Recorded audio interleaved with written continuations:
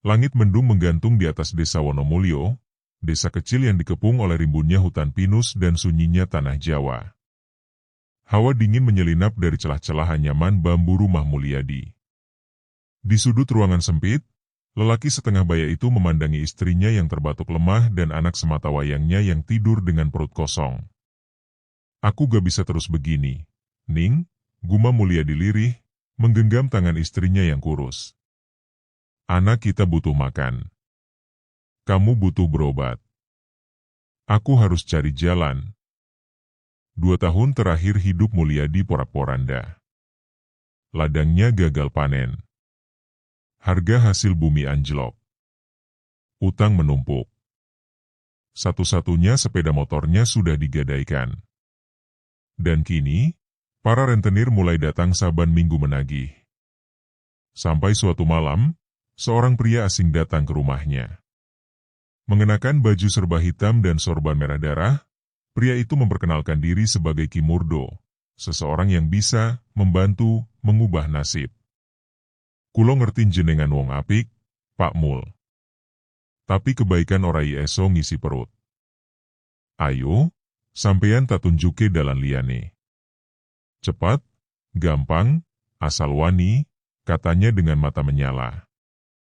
Mulyadi menelan ludah. "Jalan apa, Ki?" Ki Murdo tak langsung menjawab. Ia hanya menyuruh Mulyadi datang malam itu juga, tepat pukul 12, ke bawah pohon damar tua di tengah alas setra, hutan keramat yang dikenal warga sebagai tempat bersemayamnya yang tak kasat mata. Malam itu, Mulyadi berjalan sendirian membawa dupa dan bunga 7 rupa, seperti yang diperintahkan. Angin berdesir aneh. Hutan gelap gulita. Langkahnya terhenti saat melihat sosok Ki Murdo berdiri di depan pohon damar besar, yang menjulang seperti penjaga kuno. "Sampeyan yakin siap?" tanya Ki Murdo. "Ora ono jalan bali nek wis mlebu dalan iki." Aku siap," suara Mulyadi bergetar, setengah antara takut dan putus asa. Ki Murdo mulai menaburkan bunga di tanah, menggambar lingkaran dengan darah ayam hitam, lalu mulai membaca mantra dalam bahasa Jawa Kawi yang tak dimengerti. Udara tiba-tiba membeku. Dedaunan tak bergerak. Hening menelan segalanya. Kemudian, muncullah sosok hitam dari balik pohon. Matanya merah membara. Tubuhnya tinggi menjulang, berlapis kabut. Suara beratnya terdengar langsung di kepala Mulyadi. "Kau minta kekayaan, manusia hina?" Mulyadi mengangguk gemetar. "Bisa. Tapi bayarannya darah. Setiap malam 1 suro, kau harus serahkan 1 nyawa. Hidupmu, atau hidup orang lain. Pilihannya di tanganmu." Mulyadi ragu. Tapi wajah istrinya yang pucat dan anaknya yang kelaparan kembali membayang. Ia mengepalkan tangan. "Aku terima. Apapun syaratnya." Sosok itu tertawa, suara yang mengguncang pepohonan. "Baik. Mulai tahun ini, malam 1 suro, 1 jiwa harus kau berikan padaku. Jika gagal, istrimu dan anakmu yang jadi gantinya." Setelah kata itu diucapkan, angin kencang menerpa. Dupa padam. Sosok hitam menghilang. Ki Murdo menepuk pundak Mulyadi. "Selamat, Mul. Rezekimu bakal deras kaya banjir bandang. Tapi ojo lali, ojo sampai lupa tanggal 1 suro." 3 hari kemudian, hidup Mulyadi berubah drastis. Seseorang datang menawarkan tanahnya seharga 10 kali lipat. Ladang miliknya mendadak jadi subur dan menghasilkan. Lalu ia dapat undian bantuan desa, yang selama ini tak pernah ia rasakan. Rumahnya dibangun ulang. Motor baru terparkir di teras. Istrinya bisa berobat ke rumah sakit kota. Anak sematawayangnya kini masuk sekolah swasta. Tapi semua itu berbayar. Waktu terus berjalan. Tahun berganti. Dan ketika kalender menunjukkan malam 1 suro, Mulyadi tahu, waktunya memberi tumbal. Ia memilih seseorang dari luar desa. Seorang gelandangan yang tak dikenal. Ia ajak minum, lalu dicekik di belakang kandang sapi. Tubuhnya ditaruh di hutan, seolah kecelakaan. Dan sejak itu, Mulyadi hidup damai, selama setahun. Namun dosa tak pernah tidur. Tahun kedua, malam satu suro datang lagi. Dan kali ini, pilihan tumbal semakin sulit. Langit sore memerah keemasan ketika Mulyadi duduk di serambi rumahnya yang kini megah. Dulu rumah itu berdinding anyaman bambu, kini temboknya dilapisi cat hijau muda, dengan teralis besi yang kokoh di jendela. Sepeda motor mentereng terparkir di halaman, dan anaknya, Rizky, berseragam rapi hendak pergi mengaji. Istrinya, Lastri, terlihat lebih segar. Setelah pengobatan rutin, penyakit paru-parunya perlahan membaik. Mulyadi mestinya bersyukur. Tapi setiap kali malam satu suro mendekat, dadanya sesak, seolah ada tali tak kasat mata yang perlahan mencekiknya. Tahun pertama tumbal berjalan mudah. Ia ambil nyawa seorang gelandangan dari kota sebelah. Tak ada yang mencari. Tak ada yang bertanya. Tahun kedua, Mulyadi kelimpungan. Ia tak bisa lagi ke kota, terlalu banyak kamera dan orang. Ia mulai mempertimbangkan warga desa. Tapi siapa? Beberapa hari sebelum malam satu suro, ia duduk bersama Ki Murdo di warung kopi. Apa sampean pikir aku bisa nyari cara lain? Apa bisa diganti selain nyawa? Ki Murdo hanya tertawa getir. Sampean itu sudah minum air dari sumur setan, Mul. Gak ada jalan keluar, kecuali mati. Satu nyawa, tiap satu suro. Atau anakmu yang digondol. Mulyadi tak menjawab. Ia meremas cangkir kopi hingga jari-jarinya memutih. 3 malam menjelang satu suro. Mulyadi berjalan mondar-mandir di halaman. Hatinya bergejolak. Ia tidak bisa membunuh sembarang orang. Tapi ia juga tak sanggup kehilangan Rizky. Saat sedang duduk termangu di kursi kayu, datanglah Seno, tetangganya, dengan mata berkaca-kaca. Mul, bantu aku, Mul, anakku hilang. Si Wati gak pulang sejak sore kemarin. Dek. Wati. Gadis belia, manis, periang. Biasa bermain dengan Rizky di halaman. Dan kini, hilang. Mulyadi tercekat. Dalam hati kecilnya, muncul suara-suara mencurigakan. Apa mungkin ini ulah yang di sana? Bukankah perjanjiannya belum gagal? Atau pertanda? Malam satu suro. Angin bertiup kencang. Langit bergemuruh. Hujan belum turun, tapi udara terasa berat, menekan. Mulyadi berjalan ke belakang rumah. Di balik kandang, ia simpan alat yang sama seperti tahun lalu, seutas tali tambang, kain hitam, dan pisau kecil berkarat. Ia belum menemukan tumbal. Tak ada sasaran. Dan waktu hampir habis. Lalu, dari kejauhan, terdengar suara langkah kaki kecil. Rizky. Ayah, aku takut. Boleh tidur sama ayah dan ibu malam ini? Suara bocah itu menusuk jantungnya. Rizky berdiri di pintu belakang, wajah polosnya menatap ayahnya yang berdiri dengan tangan gemetar membawa pisau. Masuk rumah, Le. Sekarang juga, bentak Mulyadi. Rizky terkejut, matanya membesar, lalu ia lari kecil kembali ke rumah. Mulyadi terduduk. Tangannya menggigil. Keringat dingin membasahi tubuhnya. Ia merasa kalah. Tak ada tumbal. Tak ada waktu. Apa dia harus mengorbankan dirinya sendiri? Lalu terdengar suara. Berat. Dalam. tidak berasal dari arah manapun. Kau gagal, Mulyadi. Kau sudah mencicipi kemewahan, tapi lupa bayarannya. Maka aku akan mengambil hakku. Mulyadi menjerit, tunggu. Tunggu. Aku akan cari. Aku akan cari tumbalnya malam ini. Suara itu menghilang. Angin berhenti. Sunyi kembali merayap. Jam menunjukkan pukul 11.45 malam. Mulyadi berjalan cepat ke rumah Seno. Pintu tak terkunci.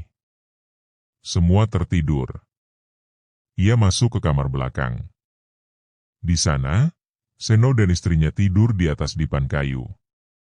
Di pojok, seorang bocah kecil, anak bungsu Seno, tertidur dengan napas tenang. Mulyadi berdiri lama. Ia mendekat. Mengangkat tangannya yang menggenggam kain hitam. Tapi, ia tak sanggup. Tangis membuncah. Ia terduduk. Tubuhnya gemetar. Lalu terdengar suara langkah. Seno. Mul, kamu ngapain di sini? Mulyadi tak menjawab. Seno menatap bingung. Lalu, matanya tertumbuk pada kain hitam dan pisau di tangan Mulyadi. Mul, astagfirullah, koe ngopo? Teriak Seno. Mulyadi melompat, menjatuhkan Seno ke lantai dan membekap mulutnya. Dalam kepanikan, pisau itu menancap dalam ke leher Seno. Darah menyembur. Seno menggeliat. Lalu diam. Istri Seno terbangun. Menjerit. Mulyadi lari tunggang langgang, meninggalkan rumah, membawa tubuhnya yang berlumur darah, pikiran kacau, dan beban dosa yang kini tak bisa lagi ia hitung. 3 hari setelahnya, desa geger. Seno ditemukan tewas mengenaskan. Istrinya trauma berat. Anak-anaknya menangis tak henti. Dan Wati tetap belum ditemukan. Desa mulai bergosip. Ada yang bilang ini kutukan. Ada yang menuduh perampokan. Tapi tidak ada yang tahu bahwa sang pelaku adalah orang terpandang di kampung. Mulyadi. Ia duduk di ruang tamu. Pandangannya kosong. Di pangkuannya, Rizky menggambar sesuatu di buku. Yah, aku gambar ini buat ayah, kata bocah itu ceria. Ayah pahlawan. Ayah baik. Mulyadi menahan tangis. Tapi hatinya tahu, ia sudah berubah jadi monster demi menyelamatkan anak ini. Dan malam itu, saat menatap bayangan sendiri di kaca, ia tahu, malam 1 Suro tahun depan masih akan datang. Dan ia harus membunuh lagi. Hari-hari setelah malam 1 Suro itu, Mulyadi berubah jadi sosok lain. Ia bukan lagi kepala keluarga yang tenang dan penuh percaya diri. Tatapannya kosong. Senyumnya gugup. Dan tidurnya, jika sempat, selalu diselingi teriakan. Di meja makan, Lastri memperhatikan suaminya dengan cemas. Wajah Mulyadi mulai tirus, matanya cekung, dan setiap pagi selalu berkeringat dingin. Ayah, kamu kenapa sih? Udah seminggu kayak orang dikejar setan. Lastri meletakkan semangkuk sayur asem di hadapan suaminya. Mulyadi hanya menatap kosong. Setan? Emang dia gak pernah pergi? Las, jawabnya lirih, nyaris tak terdengar. Lastri terdiam. Ia tahu ada sesuatu yang tak beres sejak malam 1 Suro itu. Rizky sempat demam tinggi selama 2 hari. Dan lebih menyeramkan lagi, anak itu beberapa kali menggambar sosok hitam besar tanpa wajah di buku gambarnya. Sosok yang sama, berulang-ulang, dengan tulisan kecil di bawah gambar, "Bapak ini ada di pojok kamar." Malamnya, Mulyadi terbangun dari tidur. Nafasnya ngos-ngosan, tubuhnya basah kuyup oleh keringat. Tapi kali ini, ia tak sendiri.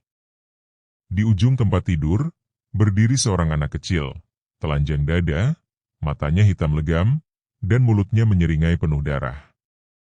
"Bapak, kenapa bukan aku yang jadi tumbal?" Seketika lampu kamar mati. Mulyadi menjerit keras. Lastri yang tidur di sampingnya ikut terbangun panik.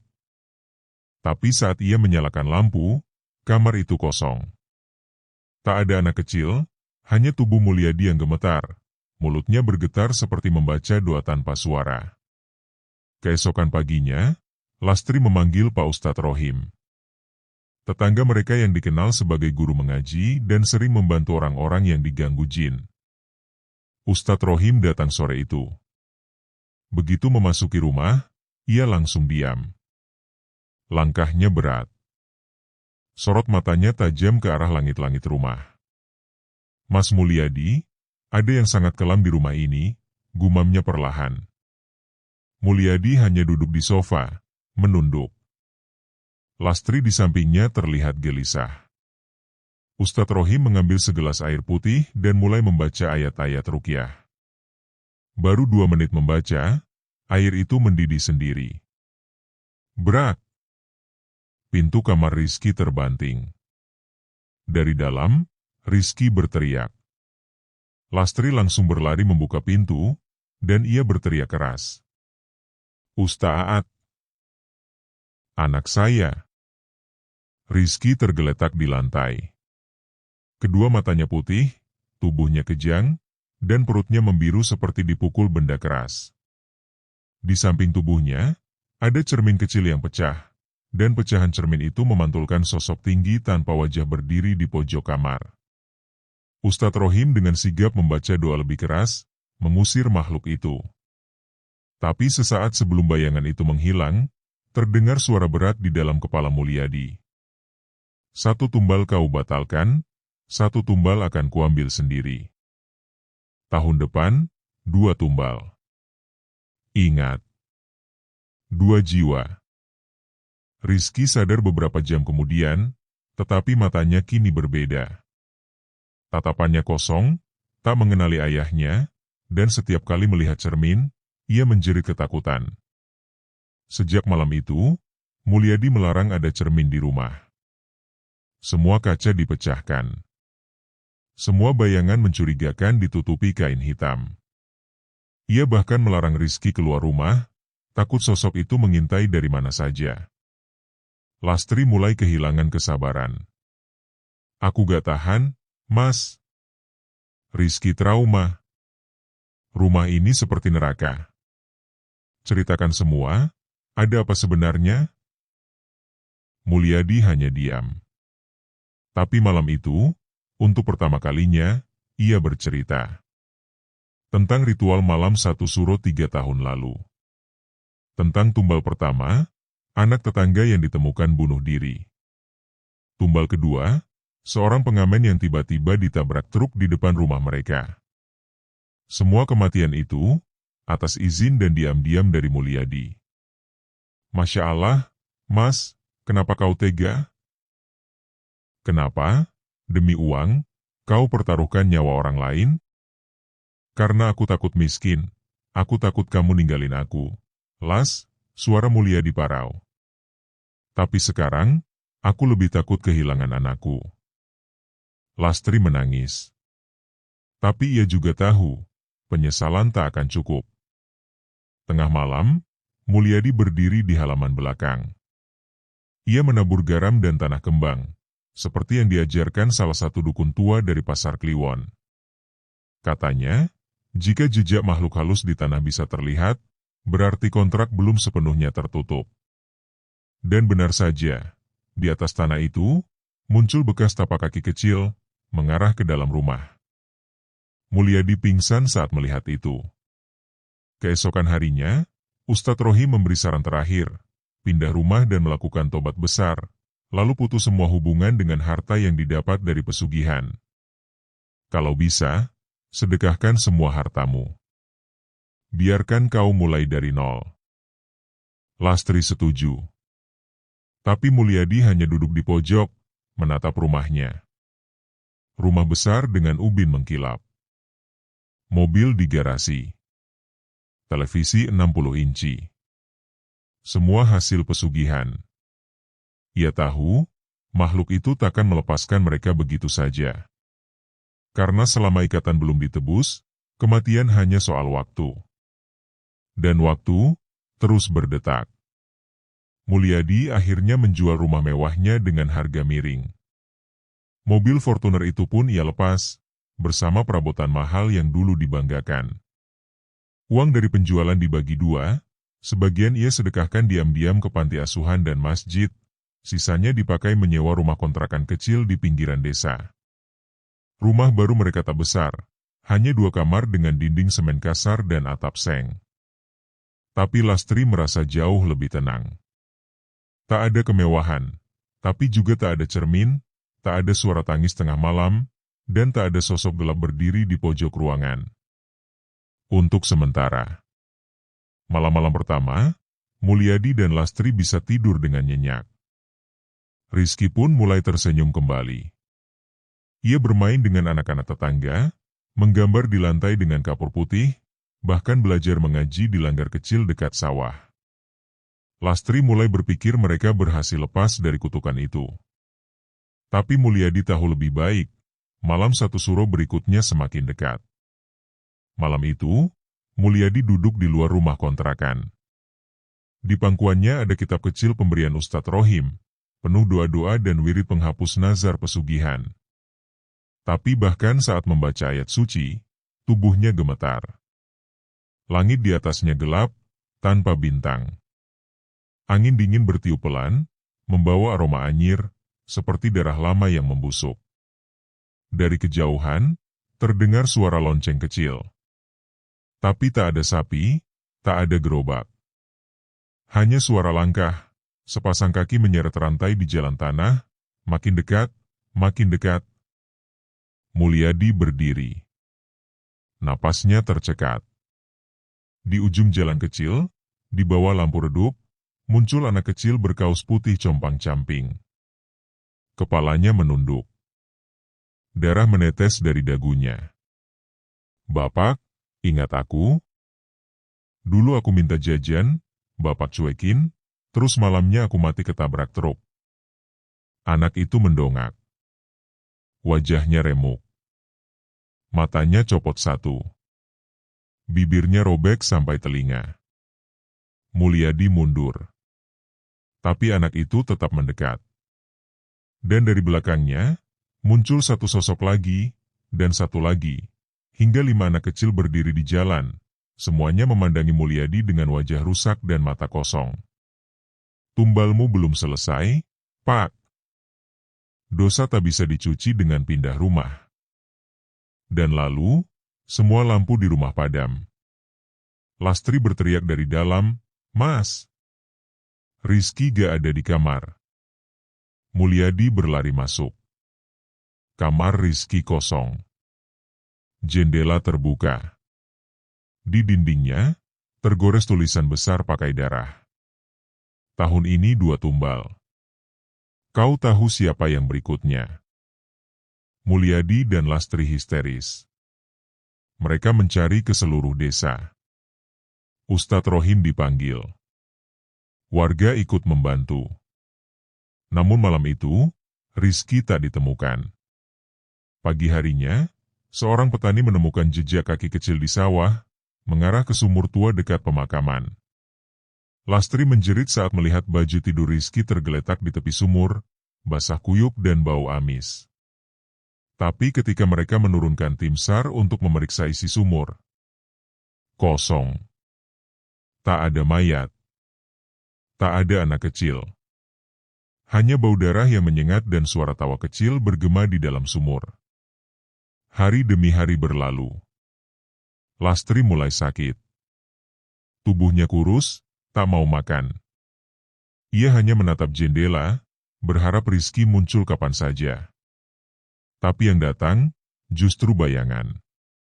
Tiap malam, terdengar langkah kecil di atap rumah. Kadang terdengar suara mainan kayu berputar sendiri. Kadang suara Rizky bernyanyi lagu anak-anak lama. Tik, tik, tik, bunyi hujan di atas genting. Mulyadi hampir gila. Ia datang ke setiap orang pintar di daerahnya. Dari kiai sampai dukun. Semua bilang hal yang sama. Kau sudah buka pintu hitam. Sekarang yang bisa kau lakukan hanya menerima akibatnya, atau menutup pintu itu dengan harga yang sama, darah dan nyawa. Dan pada malam ke-29 menjelang satu suruh berikutnya, Ustadz Rohim datang membawa kabar. Ada satu cara, terakhir. Tapi kau harus siap. Di Bukit Mati dekat hutan alas Gumitir, Ustadz Rohim memandu ritual terakhir. Sebuah lingkaran garam dan 7 lilin menyala. Mulyadi berdiri di tengah, tubuhnya dililit benang hitam dan doa-doa bergema. Panggil dia. Hadapkan dirimu. Akui dosa. Serahkan apa yang diminta, atau hadapi maut, kata Ustadz. Saat jam menunjukkan pukul 12 malam, langit terbuka. Petir menyambar. Angin memutar seperti badai. Dan dari kegelapan, sosok itu datang, tinggi, tak berkepala, dengan tangan besar penuh luka. Di dadanya ada lubang menganga, dan dari lubang itu, suara Rizky keluar. Bapak, aku capek. Aku mau pulang. Tapi dia gak mau lepasin aku. Mulyadi menjerit. Ia sujud. Ambil aku saja. Jangan anakku. Aku yang salah. Makhluk itu berhenti.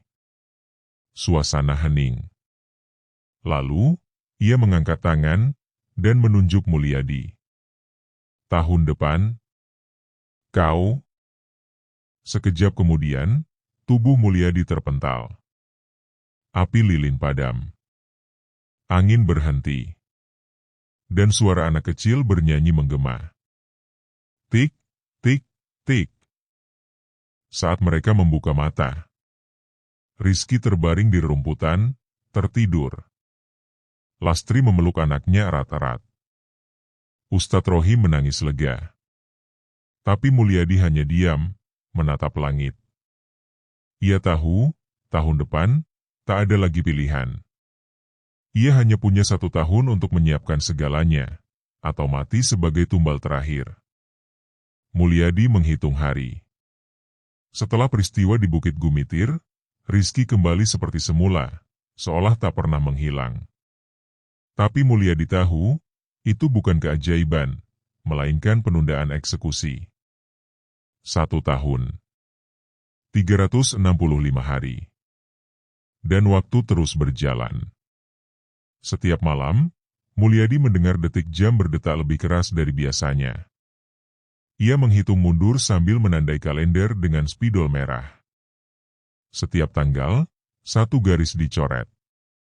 Seperti menghitung waktu eksekusi hukuman mati. Mas, kau kenapa makin pucat? Tanya Lastri. Gak apa-apa, jawab Mulyadi. Ia tak pernah bilang. Ia tak ingin Lastri tahu bahwa ia sudah menukar hidupnya untuk Rizky. Bahwa malam satu suruh berikutnya, nyawanya akan diambil. Tapi batinnya semakin tertekan. Rizky, yang dulu aktif, sekarang sering termenung. Kadang ia menggambar sosok tinggi besar tanpa kepala. Kadang dia duduk di pojokan kamar dan berbisik sendiri. Sekali waktu, Lastri melihatnya berbicara ke arah tembok, tertawa sendiri, lalu bilang, "Nanti Bapak ikut kamu ya." Hari berganti minggu. Minggu berganti bulan. Lastri mulai curiga. Mulyadi lebih sering menyendiri di langgar, menangis saat salat, atau menatap Rizky lama-lama seperti ingin menghafalkan wajahnya. Sampai akhirnya, malam tanggal 1 suruh pun datang. Langit mendung. Gerimis turun seperti tangis langit. Angin sepoi beraroma bunga melati bercampur amis darah. Lastri terbangun. Rumah sepi. Ia panggil suaminya. Mas. Mas Mulyadi? Tak ada jawaban. Pintu rumah terbuka sedikit. Di meja makan, ada sepucuk surat dan satu bungkusan kain kafan. Lastri menggigil. Ia buka surat itu dengan tangan gemetar. Maafkan aku, Lastri. Aku harus bayar semua ini. Ini janji yang tak bisa ditunda lagi. Aku tak mau Rizky yang diambil. Doakan aku, semoga Tuhan masih mau memaafkan. Jangan cari aku. Pulanglah ke orang tuamu. Jaga Rizky. Sementara itu, di puncak Gunung Kidul, Mulyadi berjalan menuju altar pemanggilan. Sendiri. Di tangannya hanya Al-Quran kecil dan pisau tua dari Kiai Rohim, bukan untuk melukai orang lain, tapi dirinya sendiri jika waktu itu tiba. Di tempat itu, tanah terasa lebih dingin. Kabut tebal menyelimuti.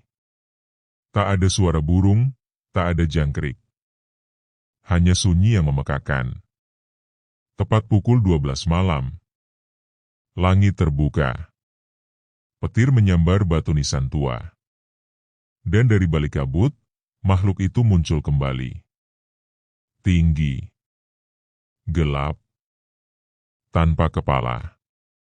Tapi dari dadanya, suara-suara bergema, tangisan anak-anak, tawa cekikikan, dan satu suara berat berkata, "Bayar hutangmu." Mulyadi berdiri. Ia buka kain kafan, dan membentangkan dirinya dalam lingkaran garam dan doa. Aku di sini. Aku siap. Makhluk itu mendekat. Langkahnya membuat tanah retak.